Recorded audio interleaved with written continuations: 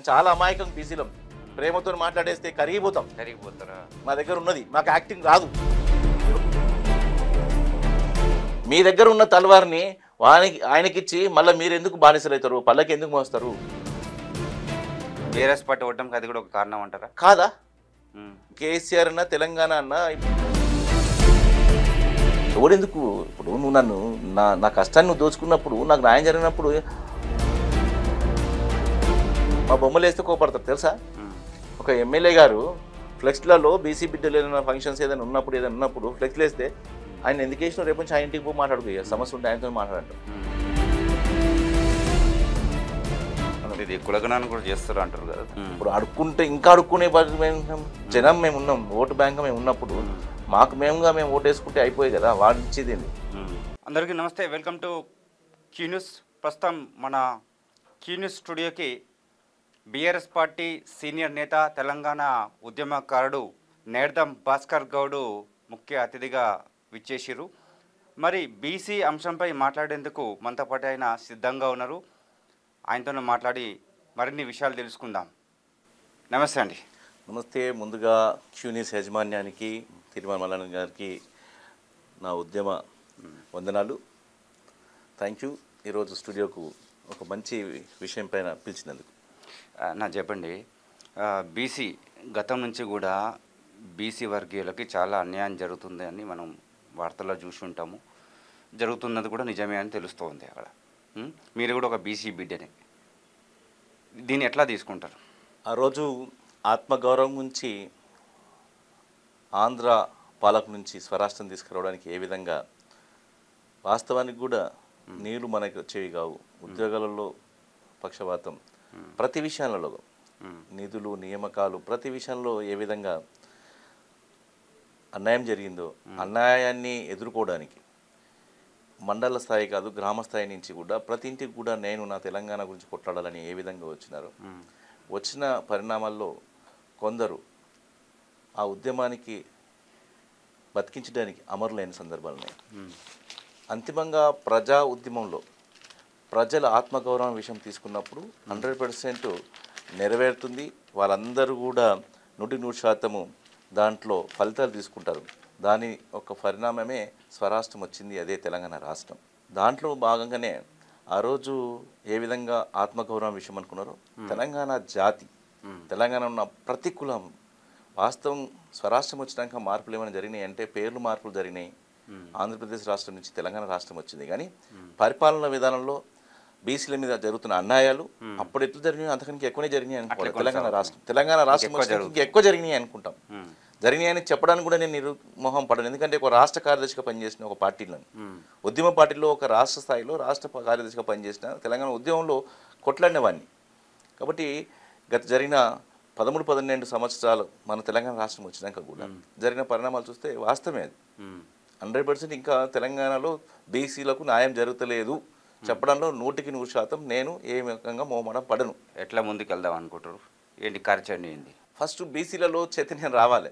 ఏ విధంగా రాష్ట్రాన్ని గురించి ఒక ఇంటికి ఒక వ్యక్తి బయటకు వచ్చి ఏ విధంగా ఉద్యమాన్ని ఇది నాది అని పట్టున్నారు, బీసీలో కూడా నా ఇంట్లో నా గ్రామంలో నేను ఎందుకు సర్పంచ్ కావద్దు, రాజకీయ చైతన్యం నాకు ఎందుకు కావద్దు, నేను ఎందుకు ఎంపీపీ కావద్దు, మా గ్రామం నుంచి మా మండలం నుంచి నేను ఎందుకు ఎమ్మెల్యే కావద్దు, రాజకీయ చైతన్యం రావాలి. రాజకీయ చైతన్యం గురించి చెప్పడానికి పైన స్థాయిలో ఈ రోజు వరకు రాజకీయ వ్యవస్థలో బీసీలకు సంబంధించి ముందుండి మాట్లాడేవారు లేరు. ఎందుకు లేరు అంటే ఈరోజు ఏ పార్టీ తీసుకో, జాతీయ పార్టీ తీసుకో, ప్రాంతీయ పార్టీలు తీసుకున్నా కూడా పార్టీలలో నడిపించేవారంతా కూడా అగ్రకులాలే వాళ్ళు ఉంటారు. కేంద్ర పార్టీలో వచ్చే వరకు వాళ్ళే పార్టీ నడిపించే పెద్ద మనుషులుగా ఉంటారు, పార్టీ ప్రెసిడెంట్గా ఉంటారు. కాబట్టి గంట వాని చేతి ఉంటుంది కాబట్టి వాడు మండల స్థాయి నుంచి జిల్లా స్థాయి వరకు వాని వర్గాన్ని పెట్టుకుంటారు. మీరు ఏదైనా తీసుకోవచ్చు, ఏ పార్టీ అయినా తీసుకోండి. ఈరోజు తెలంగాణ రాష్ట్రంలో ఒక బీజేపీ కానీ ఒక కాంగ్రెస్ పార్టీ కానీ అన్ని పార్టీలలో అగ్రకులాల వారే ఉన్నారంటారు. రాజకీయాలు అంటేనే మావి, మా వారసత్వం, మీరు ఎవరు అంటున్నారు అనుకుంటేనే మీకు చెప్తున్నారు. గమనించవచ్చు మీరు రాజకీయాలలో జరిగిన 10 సంవత్సరాల నుంచి ఈ రోజు వరకు. మీ జిల్లా మినిస్టర్ రంగారెడ్డి ఏ పార్టీ ఉన్నా కూడా మేమేది, ఈ జిల్లా మాది, నేను కాకపోతే మా తమ్ముడు, అంటే ఒక కుటుంబం నుంచి. ఆ రోజు నేను పేరు కూడా చెప్తా, రంగారెడ్డి జిల్లా మినిస్టర్ ఉండే కాంగ్రెస్ రెడ్డి సామాజిక ఒక వర్గం వాళ్ళే ఉండే, మళ్ళీ తెలుగుదేశం వచ్చినాక ఒక వర్గం వల్లే ఉండే మళ్ళీ ప్రెసిడెంట్.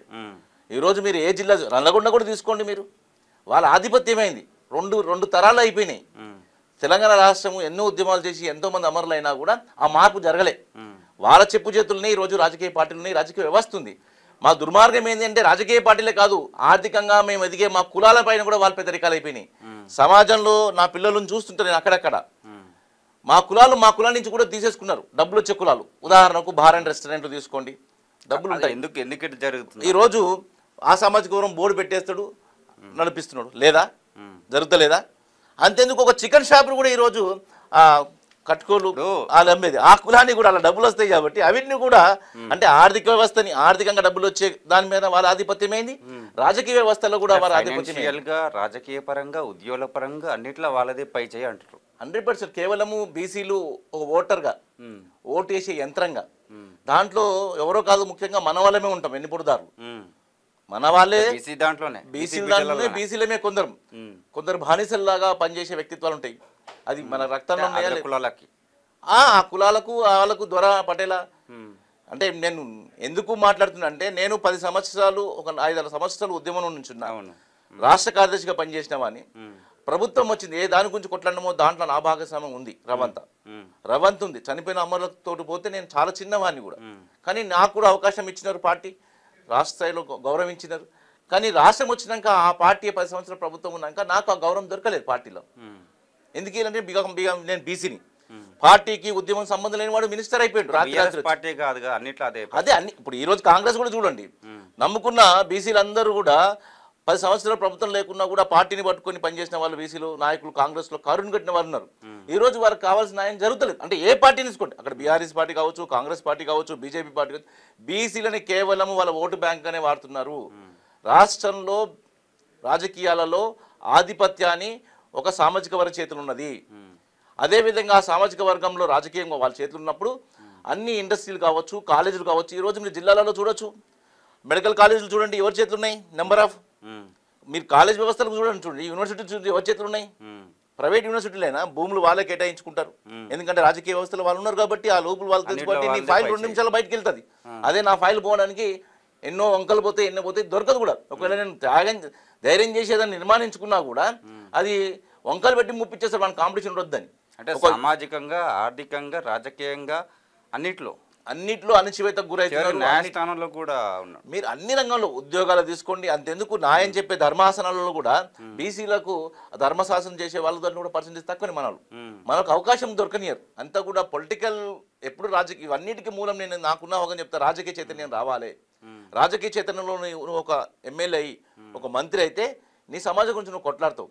దుర్మార్గం ఇప్పుడు లేరా భాస్కర్ గారు అంటే ఉన్నారు, కానీ ఉన్న దాంట్లో ఎవరికి ఇచ్చినారు? అంటే అధికారులు ప్రతిభ లేని వాళ్ళు లేరా బీసీలో? ప్రతిభ ఉన్నవారిని అవకాశాలు ఇచ్చినారు ఎక్కడన్నా చెప్పండి, ఒక పేరు చెప్పండి నాకు. ఈ మన తెలంగాణ రాష్ట్రం వచ్చినాక ఎవరికైనా ప్రతిభ ఉన్న నాయకుని ఒక మంత్రి చేసిన ఉన్నారా అంటే? చేసిన వాళ్ళు మంత్రులు ప్రతిభ లేరంటారా అంటే? చేస్తే మా దాంట్లో 10-20 మంది ఎమ్మెల్యేలు అవుతుండే. నీ ప్రతిభని ఒక మంత్రి రాజకీయ కోణమే కాదు, అన్నిట్లో ఉద్యోగపరంగా చూసుకున్నా ఒక స్థాయిలో ఉండే అధికారిని చూసుకున్నా అంటే బీసీలో ఆ టాలెంట్, ప్రతిభ, ఆ నాలెడ్జ్ లేనిలా మేధావులు ఉన్నారు మా దాంట్లో, మహా మేధావులు ఉన్నారు. కానీ ఆ మేధాత్వము రాజకీయాలకు వచ్చే వరకు అవన్నిటి కూడా ఆ వర్గం ముందుకు రానియదు. నేను ఉదాహరణ చెప్తా, కాంగ్రెస్ కరుడు కట్టిన నాయకుడు ఉండే బీసీల దాంట్లోనే. అవకాశం ఇచ్చింది ఒక చాలా ఎమ్మెల్యే కాలేకపోయినారు. కానీ పార్టీ ఆల్టర్నేట్ ఇంకో పదవి ఇవ్వచ్చు ఆయన, అంటే ఆ పార్టీని కానీ ప్రిన్సిపల్ కానీ అంత నమ్ముకుని ఉన్న వ్యక్తి, కానీ అతనికి ఇవ్వలేకపోయినారు. ఎవరికి ఇచ్చారంటే మళ్ళీ బీసీలనే ఇచ్చారు, కానీ పార్టీకి అక్కడ ఉన్న వ్యవస్థకు అందుబాటులో ఉండే వాళ్ళకే ఇచ్చినారు. స్వేచ్ఛగా బీసీ సమాజానికి నేను చెయ్యాలి, నా తోటి సమాజం చాలా వాస్తవానికి అన్ని విధాల అన్యాయం జరుగుతుంది, ఆర్థికంగా నష్టపోతున్నారు, సామాజికంగా వెనుకబడిపోతున్నారు, రాజకీయాల్లో చాలా వెనుకబడుతున్నారు. వాళ్ళకి నేను ఏదైనా చేద్దామనుకున్న వ్యక్తులు ఎవరైనా ఉంటే రాజకీయాల్లో వాళ్ళకు ఆ పార్టీలు వాళ్ళకి కావాల్సిన విధంగా మర్యాద ఇవ్వదు, వాళ్ళని డిగ్రేడ్ చేసి కింద పడేస్తారు. కేవలం వాళ్ళకు భజనలు పెట్టే వాళ్ళని, వాళ్ళకి పార్టీకి ఆ వ్యవస్థలో ఉన్న వారికి పెద్దలకు రామరామ్ అన్న వాళ్ళకే వాళ్ళని పదవులు ఇస్తున్నారు. అలాంటి వాళ్ళు ఉన్నారు, భయపడతారు కూడా వాళ్ళు. అలాంటి వాళ్ళకి కొద్దిగా పని చేయాలి అన్నకి, మా పిల్లోనికి ఒక హాస్పిటల్ ఉంది, ఇది పని చేయనా అన్న, నా బిడ్డకి కాలేజీలో చదువుతుంది, ఇది తీసుకుపోవాలి, అరే ఉక్కుని ఎందుకు వస్తారు పోయి మీరు అనే పరిస్థితులు ఉన్నారు. ఒకటండి, ఇక్కడ ఓటు హక్కు అనే బలము అధిక శాతంలో బీసీ వాళ్ళకు ఉంది, అత్యధిక శాతం జనాభా వీరే ఉన్నారు. భయపడాల్సిన అవసరం ఏముంది? మీరు వాస్తవ రూపాలకు వెళ్తే మనం టీవీ ముందుంటున్నాం, వాస్తవాలు తెలియాలి. ఎంత పర్సెంటేజ్ అవుతుంది? 100 ఓట్లలో ఉదాహరణకు 100%లో 50% కూడా అవుతలేదు. అవుతుందా? 50-51 మా అంటే 50కి రానికి ఎంతో ఇబ్బందులు పడే పరిస్థితులు ఉన్నారు ఎమ్మెల్యేల స్థానిక బీసీ శాతం ఎంత అంటారా? అక్కడ కోణం చూద్దాం. అలా 50%లో మీరు 5 పార్టీలు మెయిన్ పార్టీలే వస్తున్నాయి. ఆ మెయిన్ పార్టీలలో గెలిచేవానికి 10-15% కూడా 15% వస్తే వాడు ఎమ్మెల్యే అయిపోతున్నాడు. వాడు ఎమ్మెల్యే నుంచి మంత్రి అవుతున్నాడు, ముఖ్యమంత్రి కావచ్చు, ఒక మంత్రి కావచ్చు. అంటే ఈ 15% మంది కూడా ఎందుకు వేస్తలేరు? 50% ఎందుకు వస్తుంది అంటే చాలా మంది కూడా మా ఓటు వేసినా కూడా మేము ఆ రాజు నేను వేసిన ఉదాహరణకు మల్లన్నకి వేసినాం. మల్లన్న మా పార్టీ గురించి కొట్లాడుతున్నాడంటే మేము మళ్ళను. కానీ రాజకీయ వ్యవస్థలు ఏమైపోయిందంటే ఓటు మాది అయిపోయింది, ఓటుని గౌరవపరచకుండా రాత్రి వానికి అనుకూల పార్టీకి వెళ్ళిపోతున్నాడు. ఇంతమంది ఓటర్లని ఓటు వేయించుకొని వారందరినీ కూడా మోసం చేస్తున్నారు. కాగితం లేదా చూస్తలేమో జంపు జనాలు అంటున్నాం. రాత్రి ఆడ ఏ పార్టీ ఉంటుందో తెలియదు, గెలుస్తుండే పార్టీ ఏ పార్టీకి పోతుంది. అందుకనే ఓటు పర్సెంటేజ్ తగ్గిపోయింది. మా ఓటుకు మా వాల్యూ లేకపోతుంది. పార్టీ సిద్ధాంతాలను వ్యక్తులను చూసి మేము ఓటేసినప్పుడు ఆ వ్యక్తి మాకేమో మేలు చేసుకుంటుంటే ఫస్ట్ ఆయన మేలు గురించి రాజకీయ పార్టీలో రాత్రి పార్టీలు మారిపోతున్నారు అని చెప్పేసి ఓటు వల్ల కూడా ఓటర్లు కూడా ఈ విధంగా అయింది. ముఖ్యంగా బీసీల దాంట్లో మేము ఈ రోజు టీవీ ఛానల్ రావడానికి కారణం కూడా ఒకటే, మనందరం కూడా చైతన్యం కాకపోతే రాజకీయాలలో వెనుకబడిపోయినాం. మనకు రావాల్సింది ఎంత ఉందో అంత రాలే. వాస్తవానికి 50% ఉంటాం. అంటే మీ ఇంట్లో ఒక బీసీ సంబంధించిన వారు మీ సామాజిక వర్గంలో ఒక ముద్రాజ్ కావచ్చు, గౌడ్ కావచ్చు, కుర్మ కావచ్చు, ఏదైనా సరే బీసీలలో ఒక హోంమంత్రి అవుతాడు, రేపు పొద్దున గట్టి కంటే ముఖ్యమంత్రి అవుతాడు. మీ దాంట్లో మంత్రులు 5 మంది 6 మంది మంత్రులు అవుతారు బీసీ సమాజం నుంచి. గట్టిగా మేమందరం ఒక లైన్ మా బీసీ వాళ్ళకి మేము పని చేసుకుంటాం. వాస్తవం ఈ రాజకీయ పార్టీలు ఏ పార్టీ కూడా మాకు వేయలేదు. ఏ విధంగా తెలంగాణ చైతన్యంతో రాష్ట్రం తెచ్చుకున్నామో బీసీలందరం కలిసి మేమందరం కూర్చో బీసీలను పెట్టుకుంటాం. మా జిల్లా నుంచి 10 సీట్లు ఉంటే మేము 10 సీట్లలో బీసీలను పెట్టుకుంటున్నాం. 10 సీట్లు గెలిచేసి మేము పోతున్నామని తీసుకుని వస్తే రేపు బీసీ ముఖ్యమంత్రి కూడా అవుతాడు. ఆ చైతన్యం తేవాలి, గ్రామ స్థాయి నుంచి రావాలి. చదువుకున్న ఇంటర్మీడియట్ 18 సంవత్సరాలు నిన్న బాబుకు తెలియాలి, నేను చదువుకున్న నాకు ఉద్యోగం ఎందుకు వస్తలేదు అంటే నీ వెనకాల రాజకీయ వ్యవస్థ నీకు కల్పిస్తలేదు. నీ ఓటుని ఆయుధంగా వాడు, ఓటేయి నీ సామాజిక వర్గానికి. నీకు ఎందుకు ఉద్యోగం రాలేదో రేపు పొద్దున నీ ఎమ్మెల్యేగా ఉన్నామని, నీ మంత్రిగా ఉన్నామని నిలదీసి పని చేసుకోగలుగుతావు. ఈ రోజు ఎవరిని అడుగుతారు? వాళ్ళు ఏ గేట్ కాడికి పోయి అడగాలి. అప్పుడు మటుకు ఏదో చాక్లెట్ బిస్కెట్ ఇచ్చిన 4 మాటలు చెప్పేస్తారు. తమ్ముడు అందరి ముంగడ ఛాయ్ చేసుకుంటారు, ఫోటో తీసే వరకు మేము చాలా అమాయకం బీసీలం. ప్రేమతో మాట్లాడేస్తే కరిగిపోతారా? మా దగ్గర ఉన్నది, మాకు యాక్టింగ్ రాదు. ఈ రోజు సినిమాలో పనిచేస్తున్నారు పాపం పెద్ద పెద్ద హీరోలు, వాళ్ళకన్నా గొప్ప యాక్టర్లు మా రాజకీయ నాయకులు, ఒక సామాజిక వారు. సమాజం ముంగట ఎంతో ఆత్మీయంగా మాట్లాడతారు.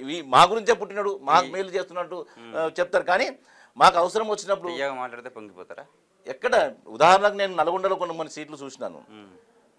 పార్టీ రాత్రి ఏమో పార్టీ ఉంటాడు, మళ్ళీ రెండో రోజు ఈ పార్టీకి వచ్చేస్తే వాళ్ళు టికెట్ ఇస్తారు, గెలిపించుకుంటారు కూడా వాళ్ళు. వాళ్ళ దగ్గర ఉన్న చైతన్యం అది. మళ్ళీ గెలిపించడానికి ఎవరు పనిచేస్తారు? కింద వర్గం అంటే మొత్తం బీసీ వర్గం ఉంటుంది. మండల స్థాయిలో అందరూ కూడా ఓటేపించి ఆ పార్టీని ఆ వ్యక్తిని కల్పించడానికి పనిచేసే వాళ్ళందరూ కూడా వీలే. మీ దగ్గర ఉన్న తలవారిని ఆయనకిచ్చి మళ్ళీ మీరు ఎందుకు బానిసలు అవుతారు? పల్లకి ఎందుకు మోస్తారు? పల్లకి మోసే దాంట్లో మీరు ఉండకండి, పల్లకు మోయించుకునే దాంట్లో మీరు రండి. మీరు ఎమ్మెల్యే కాండి, మీరు మంత్రి కాండి. రేపు సర్పంచ్ల ఎలక్షన్స్ వస్తున్నాయి, అక్కడ చూపించండి. నేను చెప్పడం కాదు, మీకంటూ మనకు రావాలి. వాస్తవం కదా, నేను ఎందుకు కావద్దు? ఎన్ని సంవత్సరాలు నేను నన్ను ఓటేస్తాను. నేను చెప్పినా కదా, మీకు సమైక్య రాష్ట్రంలో ఉన్న మీ జిల్లా మినిస్టర్లు పేర్లు తీసుకో, రాష్ట్రం వచ్చినాక జిల్లా మినిస్టర్లు తీసుకో. ఏ కాకపోతే బి కాకపోతే ఇది ఒకటే సామాజికం వారు ఉంటాడు, జిల్లాను మొత్తం శాసిస్తాడు. అట్లా నేను పాత 10 జిల్లాలలో అన్ని జిల్లాల పేర్లు చెప్తాను. జెడ్పీటీసీ 2019లో ఎక్కువగా జెడ్పీటీసీ అగ్రకులాలకి ఎక్కువ ఉన్నట్టుంది కదా, 192 192 ఉంది. బీసీ వల్ల తక్కువ ఉంది. వాళ్ళందరూ ప్రమోటర్లు. రేపు పొద్దున సమాజంలో మండల స్థాయిలో వాళ్ళు ఎమ్మెల్యేలకు కాన్స్ పెట్టిపోయి వీళ్ళందరినీ ఓటు బ్యాంక్ తయారు చేసుకోవడానికి పోయేటోళ్ళు. మమ్మల్ని అందరూ కూడా ఎక్కడ కూడా చూస్తే సర్పంచ్లు చైర్మన్ల దాకా మమ్మల్ని ప్రోత్సాహం దొరుకుతుంది. ఎందుకంటే మేము గ్రామ స్థాయిలో ఓటర్లుగా పని చేసుకోవడానికి వ్యవస్థ పనిచేయాలి. పైనకి వచ్చే వరకు వీళ్ళే ఉంటారు. మళ్ళీ నేను ఒక కులాన్ని ఇంకోటి అంటలేను. మా దగ్గర చైతన్యం లేక పక్కుని మేము ఎత్తుకున్నాం కదా, మా చైతన్యం ఎప్పుడు వస్తుంది, ఎప్పుడు రావాలి? నువ్వు నా అన్యాయం అయితే లేవా? నీ పిల్లోడు ఒక డాక్టర్ సీట్ తెచ్చుకోవడానికి కూడా ఎంత కష్టపడుతున్నాడు. కావాల్సిన విధానం తెలియక, కావాల్సిన ఒక వ్యవస్థ తెలియక. అంటే చదువులో కూడా మీరు ఎందుకు వెనుకబడుతున్నారంటే దానికి లాస్ట్ చూస్తే రాజకీయమే కనబడుతుంది. రాజకీయంలో మీరు చైతన్యం అయ్యేదాకా మీ వర్గాలు ముందుకు పోవు. ఉదాహరణకు జరుగుతున్న అన్యాయాలను కూడా చెప్పినా నేను.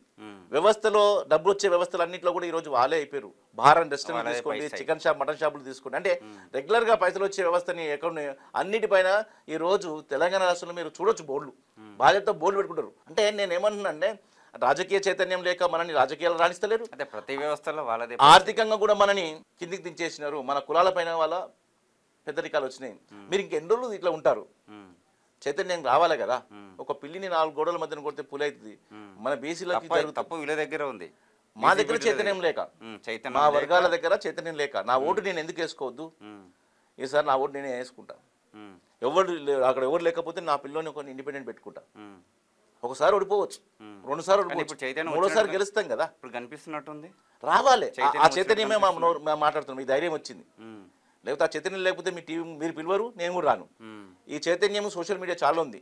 నా బీసీ యువజన సంఘాలకు, నా బీసీ నిరుద్యోగ సంఘాలకు, మేధావ సంఘాలకు అందరికి నమస్కరించి ఈ టీవీ ద్వారా చెప్తున్నా.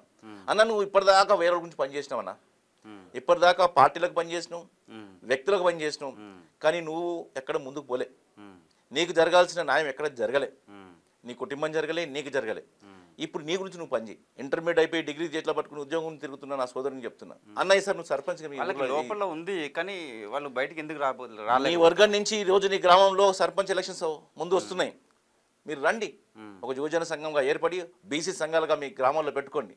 బీసీ సంఘం అని ఒక చిన్న బోర్డు పెట్టుకుని అందరినీ తీసుకురండి. ఒక కుర్మ, గౌడు, ముద్రాజు అన్ని కులాలను ఒక జాలు పెట్టేసి ఒక సమర్థుని, ఒక అవగాహన ఉన్నవని ఏకగ్రీవంగా ఎంచుకొని నువ్వు సర్పంచ్గా నిలబెడుస్తున్నావు. ఓటేసుకొని ప్రజాస్వామ్యంగా ఓటేపిచ్చేసి సర్పంచ్గా చేసుకో. ఆ తొలి విజయం నీకు ఎమ్మెల్యే అవుతాడు, రేపు మంత్రి అవుతాడు. రేపు మంత్రి అయితే నువ్వు నిలదీయడానికి ఆస్కారం ఉంటుంది. నీ వెనకాల వల్ల వ్యవస్థ ఉంటుంది కదా.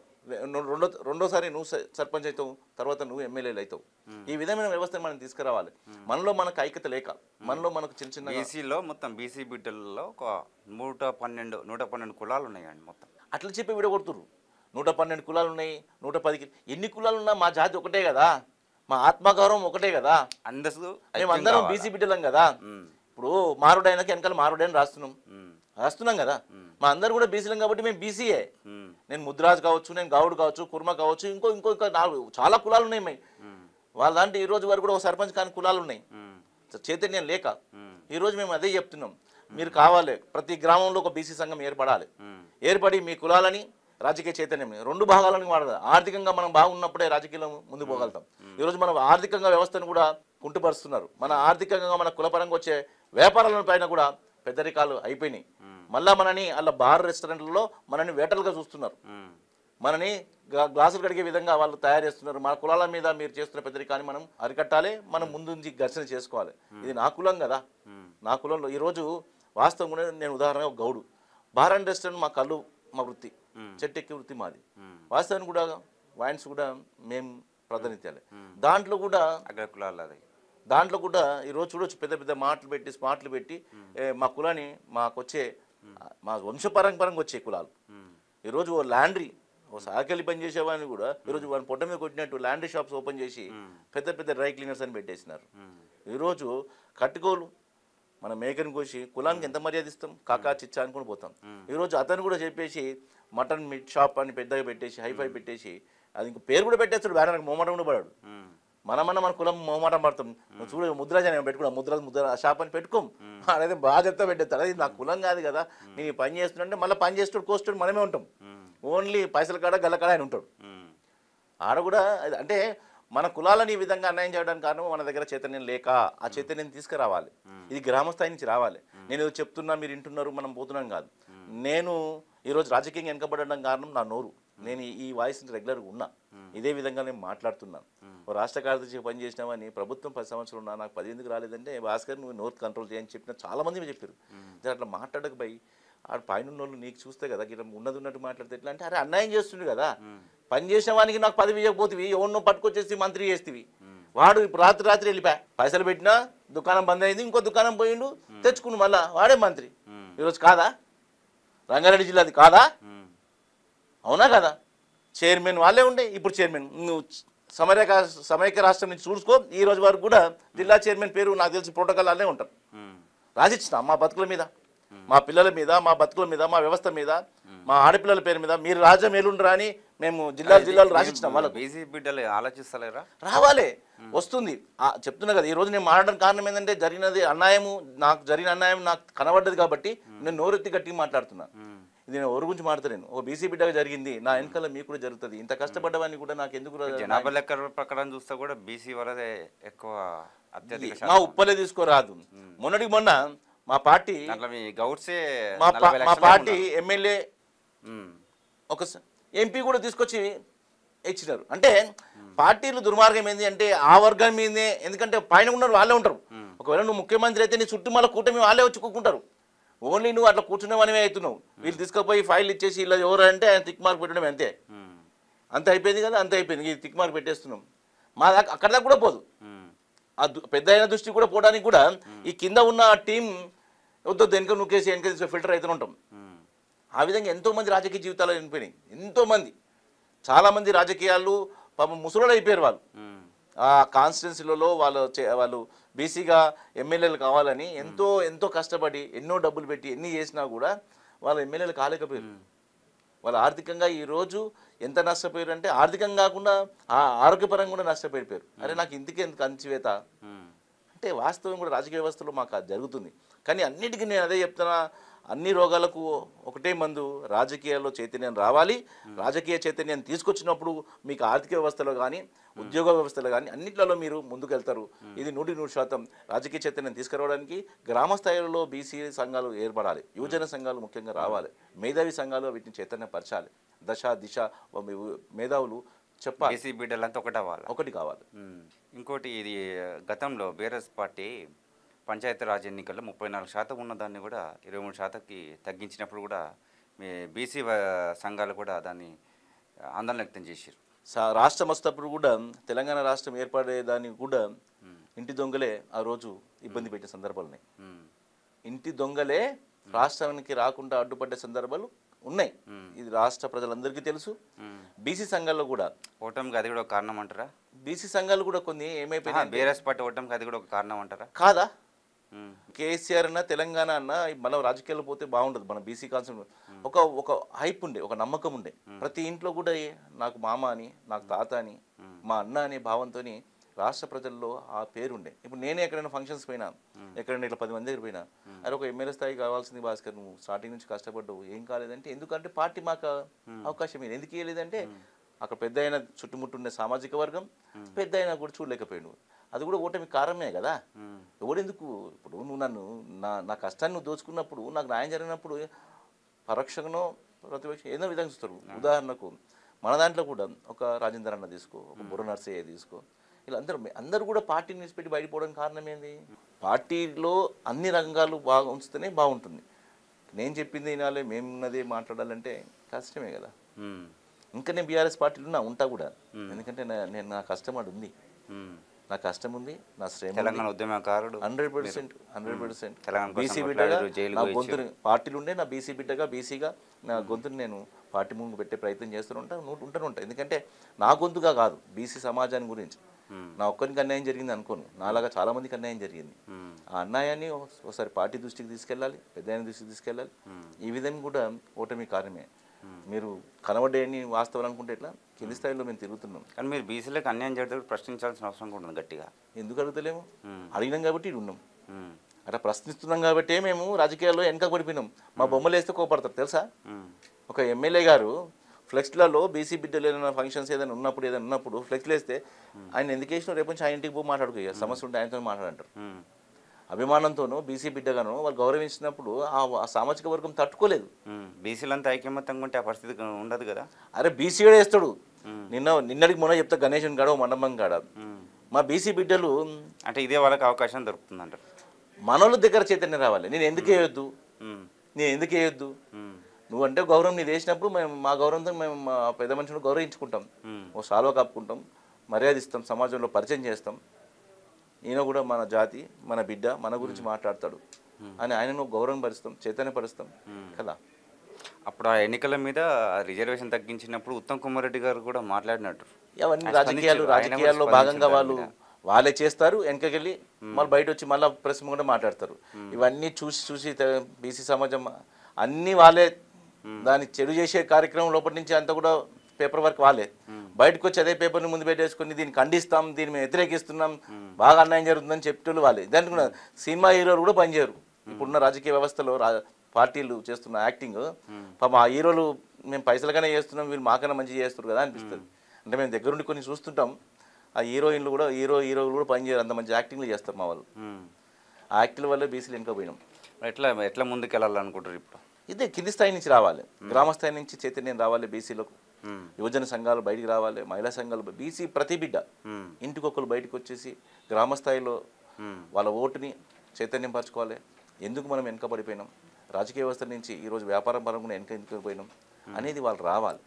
అది వచ్చిన రోజున 100% ఎవరు ఎన్ని చేసినా కాదు, సొంతంగా బీసీలే ఒక పార్టీ ఏర్పరచుకుంటారు, బీసీ ముఖ్యమంత్రిని చేసుకుంటారు, ఈ రాష్ట్రంలో బీసీ రాజ్యం వెళ్తుంది 100%. ఇది కులగణాన్ని కూడా చేస్తారు అంటారు కదా, అది ఎలక్షన్ స్టంట్స్ అంతే.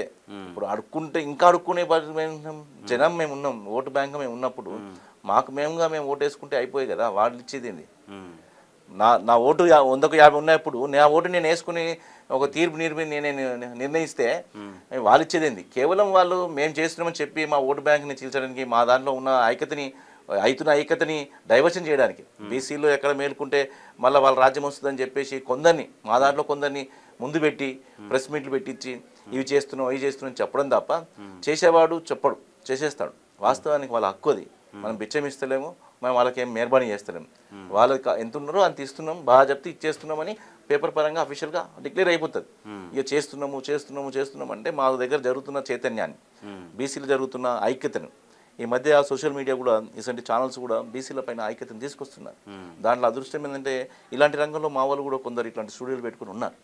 ఈ రోజు తీర్మాన్ మల్లన్న కూడా బీసీల గురించి ముందుకు వచ్చాం, చాలా సంతోషం అని పిలుపునిచ్చారు కదా. ఆ సంతోషం వల్ల మేము ఇక్కడికి వచ్చి కూర్చొని మాట్లాడినాం. రావాలి తీర్మాన్ మల్లన్న లాగా జిల్లాకు ఒకరు రావాలి బయటికి. వారికి మేము అన్ని విధాలుగా మేము కూడా ఉంటాం. ఎందుకంటే వాళ్ళ ఇంటి గురించి కొట్లాడతలేరు, మా గురించి కొట్లాడుతారు, బీసీ సమాజం గురించి కొట్లాడుతారు, మా జాతి గురించి కొట్లాడుతారు, మా ఆత్మగౌరవం గురించి కొట్లాడుతున్నారు. పూర్తిగా 100% అలాంటి వారికి మేము ఎన్నుదండలు ఉంటాం, వాళ్ళకి మేము ఎంబడి ఉంటాం. ఆయన పక్కన వేలాది మంది బీసీ సమాజం వాళ్ళు ఎంబడి ఉంటాం. బీసీల గురించి కొట్లాడి బీసీ రాజకీయ చైతన్యం తీసుకురావడానికి ఈరోజు తీర్మాన్ మల్లన్న ఏ విధంగా ముందుకు వచ్చిందో ఆ విధంగా జిల్లాలో కూడా అన్ని స్థాయిలో కూడా వాళ్ళు ముందు రావాలి. వచ్చేస్తేనే మనం రాబోయే రోజుల్లో బీసీల ప్రభుత్వంగా మనం ముందుకు పోతాం. 100% తెలంగాణ రాష్ట్రంలో బీసీ ప్రభుత్వం ఏర్పడుతుంది. ఈ రోజు కాకుండా రేపు ఏర్పడుతుంది. ఎందుకంటే ఆ చైతన్యం వచ్చింది. అవును, బీసీది మొత్తం 60% జనాభా ఉన్నారు కదా బీసీ వాళ్ళు. 100% మా ఓటుని మేము వేసుకుంటాం, మేము ఎమ్మెల్యేలు అవుతాం, మేము మంత్రులం అవుతాం. అది త్వరలోనే మా యువజన సంఘాల ద్వారా, మా మహిళా సంఘాల ద్వారా, మా మేధావుల సంఘాల ద్వారా చైతన్యం పరిచేసి మా ఓటుని మేము వేసుకునే ప్రక్రియ తీసుకుంటాం. పార్టీలకు అతీతంగా బీసీ పార్టీగా అందరం కలిసేసి, అన్ని కులాలు కలిసేసి ఆ విధమైన రాబోయే రోజుల్లో 100% ఇది అవుతుంది. ఇది అండి విన్నారు కదా, బీసీల కోసం మేము ఎప్పుడు ముందుకొచ్చి పోరాడతాం. బీసీ బిడ్డలంతా కూడా ఐక్యం కావాలి. తీన్మార్ మల్లన్న గారికి కూడా మేము దానికి మద్దతు ఇస్తాం. అందరం కలిసి పోరాడతాం, ముందుకెళ్తాం. బీసీ బిడ్డలు అందరూ ఆలోచించాలి, చైతన్యం కావాలి. మన రాజ్యాన్ని మనమే ఏలుకోవాలి. ఇంకొకరు మనకి ఇచ్చేది ఏంది, మనమే ముందుకెళ్దాం, మన పదవులు మనమే తెచ్చుకుందామని చెప్పేసి బీఆర్ఎస్ పార్టీ సీనియర్ నాయకులు నేర్దం భాస్కర్ గౌడ్ మనకి ఈరోజు క్యూ న్యూస్ స్టూడియోకి విచ్చేసి మనతో ఈ చర్చా కార్యక్రమంలో పాల్గొన్నారు.